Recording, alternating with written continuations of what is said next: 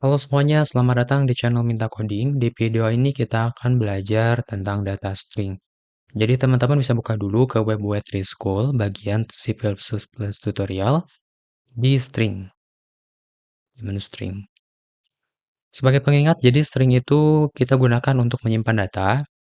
Kemudian variabel string yang mengandung koleksi karakter itu dibungkus menggunakan double quote atau artinya jadi string itu adalah atau data string itu yang isinya yang nilainya itu adalah kumpulan dari karakter, yang dimana dibungkus menggunakan double quote seperti ini. String, tipe datanya, variabelnya greeting, nilainya hello.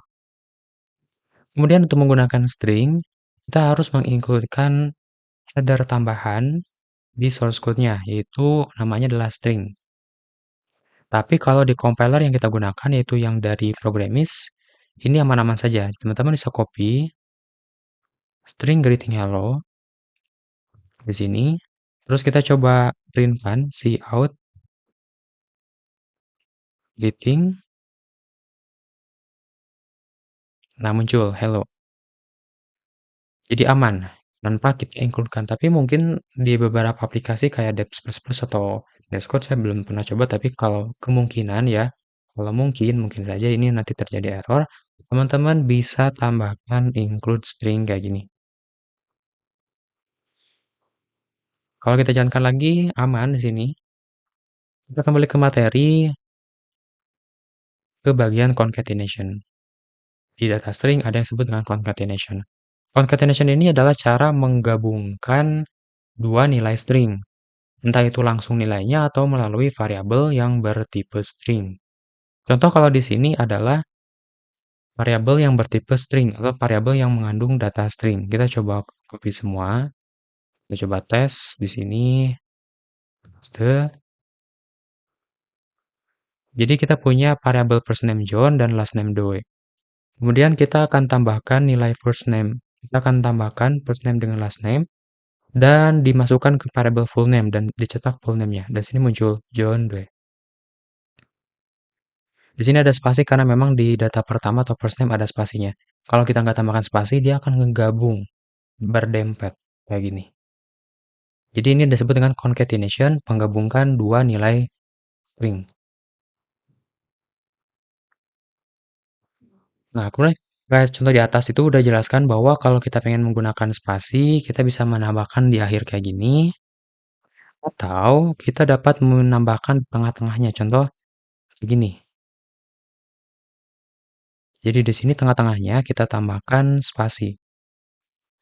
Untuk spasinya atau karakter space-nya, kita bisa bungkus menggunakan double quote, yang artinya ini adalah data string. Nah, dia akan ada spasi. Atau teman-teman bisa bungkus menggunakan single quote, pakai data karakter spasinya. Ini juga boleh, bisa. Untuk proses concatenation, selain menggunakan operator plus, teman-teman bisa juga menggunakan fungsi yang namanya append. Jadi dalam string itu di C++ dia adalah objek yang mempunyai fungsi yang digunakan untuk menampilkan operasi-operasi yang pada string, pada data string. Contohnya kayak gini, kita coba copy lagi. Ini kita ganti, atau boleh di bawahnya bikin baru. Terus kita bedakan, ini 2, 2, 2, last name 2, last name 2. Oke, coba sebentar ini kita perkecil dulu. Oke. Pen last name 2.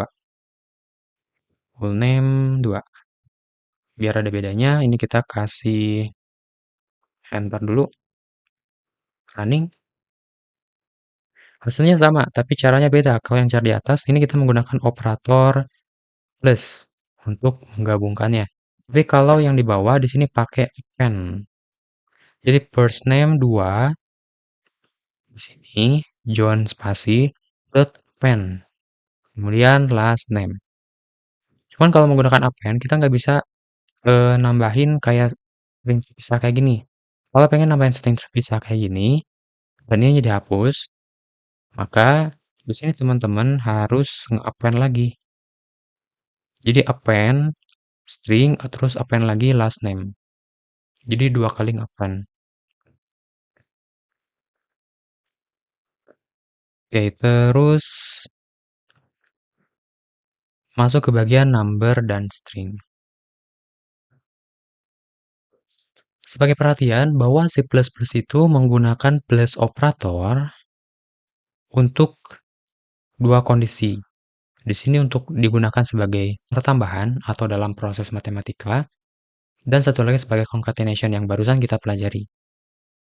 Tapi kalau plus ini digunakan untuk di bilangan number, maka dia akan ditambahkan. Contoh, 2 tambah 2, ini akan menjadi 4. Tapi kalau string 2, ini string 2 ditambah string 2, maka dia akan sama dengan 2, 2. Kayak gini, 2, 2 string.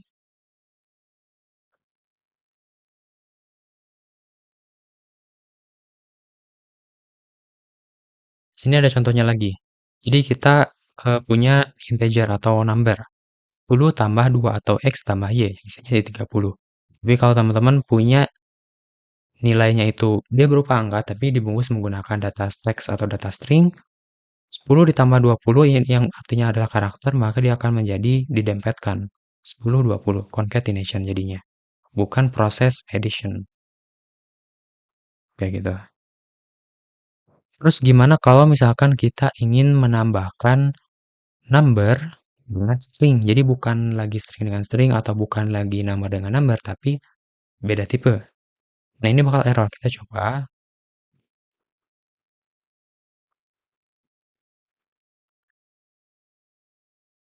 running, error. Bisa.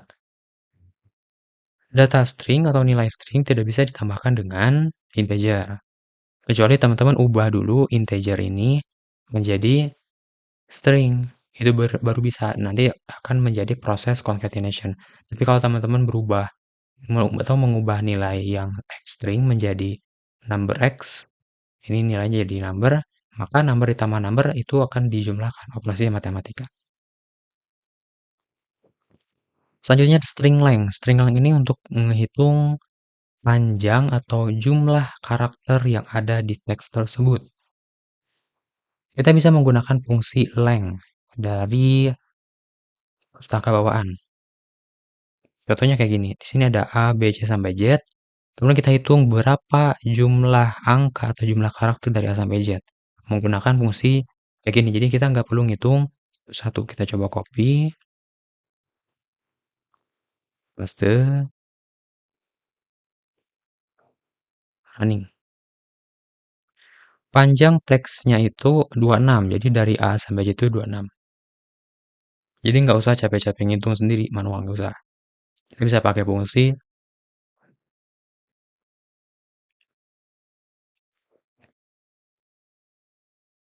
Cuman kemudian bisa jadi kita dalam program C++ itu menggunakan size, atau misalkan teman-teman melihat ada beberapa program C++ yang menggunakan size daripada length untuk nge-get nilai dari jumlah karakter string.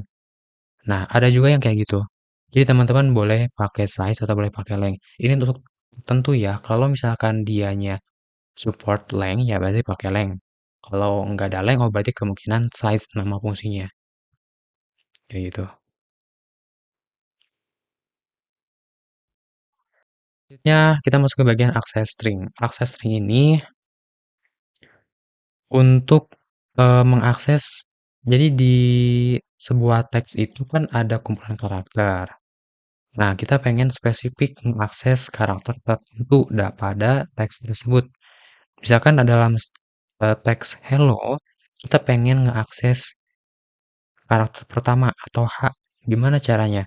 Nah, di sini kita bisa menggunakan nomor indeks.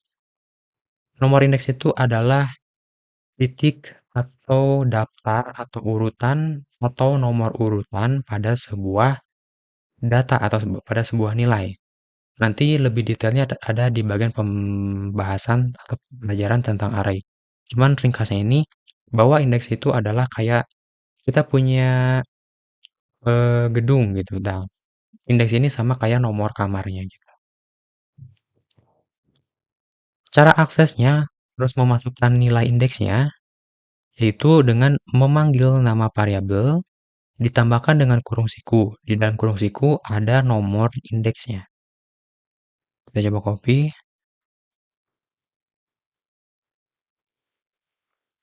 paste di sini, kita coba run. Nah, muncul sebagai catatan bahwa nilai indeks itu dia selalu diawali dari nol. Jadi kalau pengen mengakses karakter pertama, kita harus mengakses indeks nol. Kalau kita pengen mengakses karakter kedua, kita masukkan indeks 1. Jadi yang keluar adalah E. Kayak gini. Kalau ingin mengakses karakter terakhir, teman-teman bisa gabungkan dengan fungsi length. MyString, kemudian .length untuk menghitung jumlah datanya. Dan karena diawali dari 0, maka length ini kita kurangi 1 untuk mendapatkan nilai indeks yang sebetulnya, yang sebenarnya. Kita bisa pindahkan langsung ke kurung sikunya atau ke nomornya, atau teman-teman bisa bungkus dulu perhitungan indeks terakhirnya itu pakai variabel. Juga boleh. Coba run. Nah, muncul O, yaitu karakter terakhir pada sebuah teks. Kalau kita tambahkan lagi misalkan bla bla bla bla bla bla bla bla bla. Nah, coba run, maka yang terakhir itu adalah D harusnya. Nah, kayak gini. Betul.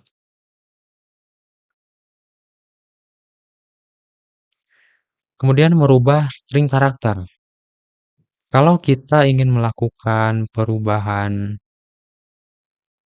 nilai dari variabel, misalkan yang hello, kalau langsung ke variabelnya ya kita bisa langsung assign baru.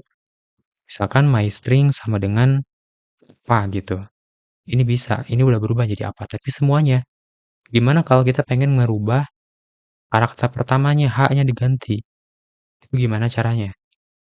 Nah, caranya di sini kita bisa menggunakan indeks lagi untuk mengupdate nilai tersebut. Jadi variabelnya, kemudian nomor indeks, posisi yang mau kita ganti karakternya, dan nilai barunya. Kita coba copy, paste di sini.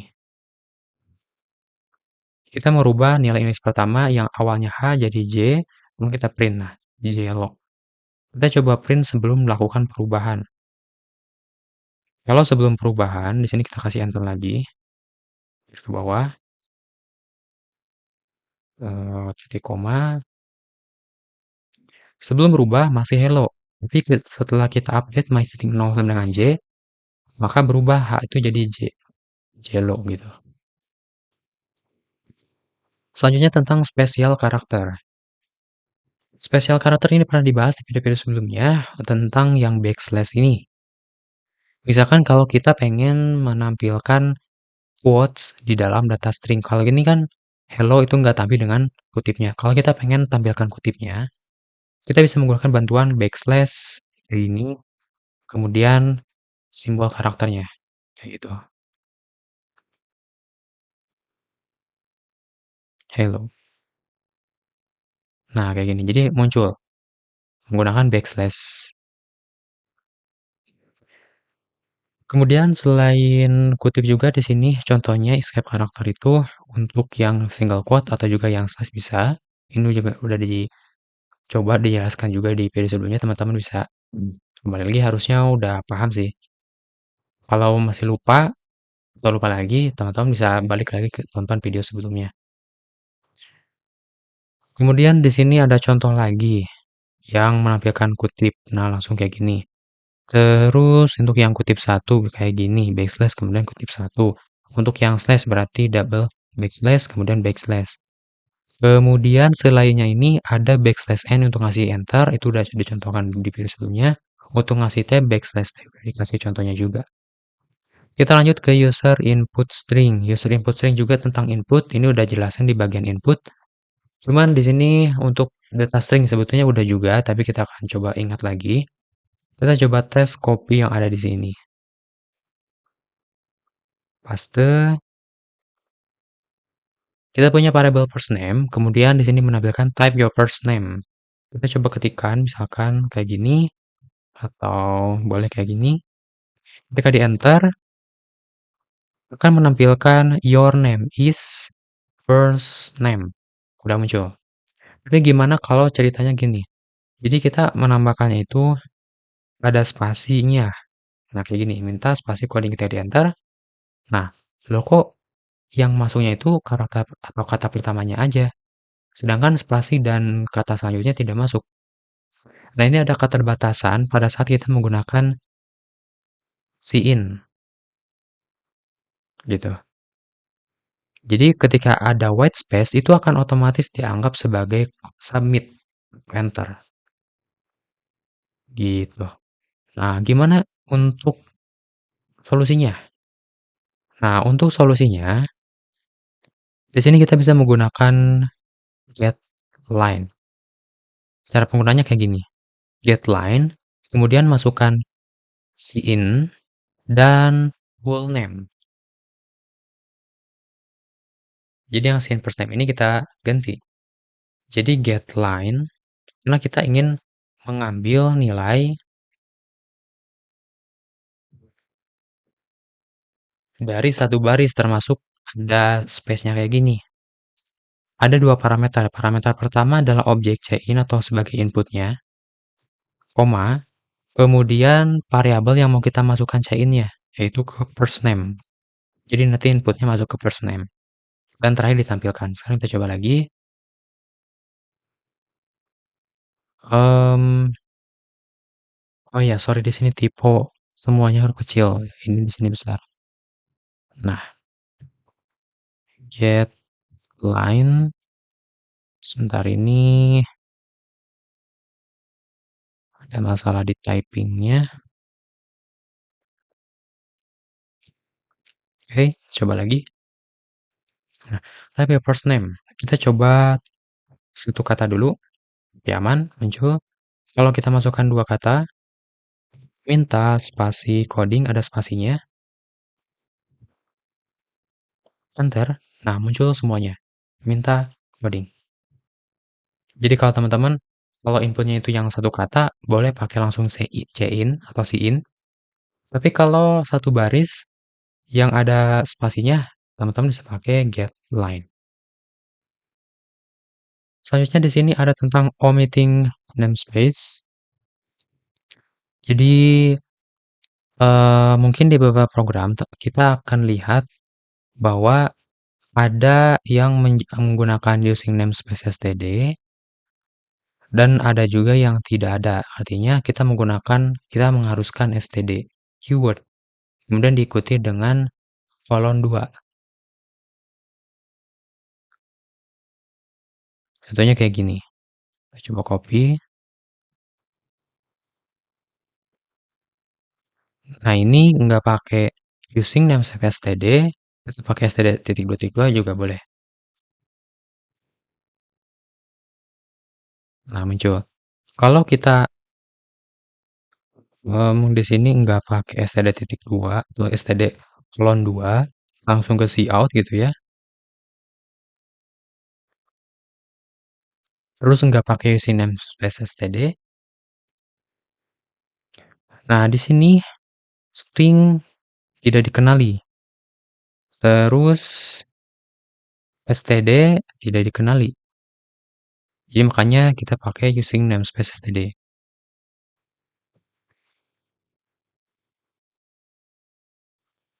Sebetulnya masalahnya bukan ke stringnya tapi ke cout-nya gitu ya. Jadi cout-nya ini dia harus ditambahkan st. Paham ya, sorry. Sebetulnya ya betul. Jadi dua-duanya string sama cout itu dari std-nya. Di sini saya nggak kebingungan dengan you include string, tapi kalau berdasarkan compiler yang di sini, jadi untuk penggunaan string sama cout, kita bisa handle menggunakan using names std. Jadi alih-alih mengincludekan string, kita bisa cukup menambahkan using namespace std. Kita udah bisa menggunakan cout, in, termasuk data string dan untuk inisialisasinya. Nah, kayak gini aman. Oke, gitu aja mungkin di bagian string. Sampai ketemu lagi di next video.